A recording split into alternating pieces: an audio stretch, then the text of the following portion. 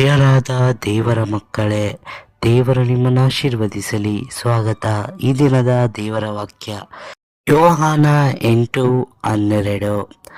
ನಾನೇ ಲೋಕಕ್ಕೆ ಬೆಳಕಾಗಿದ್ದೇನೆ.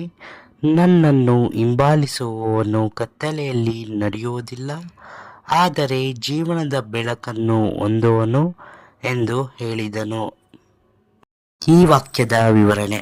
ಯೇಸು ಹೇಳುತ್ತಾರೆ, ನಾನೇ ಜಗತ್ತಿಗೆ ಬೆಳಕು. ಅಂದರೆ ಕತ್ತಲೆಯಲ್ಲಿ ದಾರಿ ಕಾಣದವರಿಗೆ ಬೆಳಕು ಹೇಗೆ ಸಹಾಯ ಮಾಡುತ್ತದೋ ಹಾಗೆಯೇ ಯೇಸು ನಮ್ಮ ಜೀವನದ ಕಷ್ಟಗಳಲ್ಲಿ ನಮಗೆ ಸರಿಯಾದ ದಾರಿ ತೋರಿಸುತ್ತಾರೆ.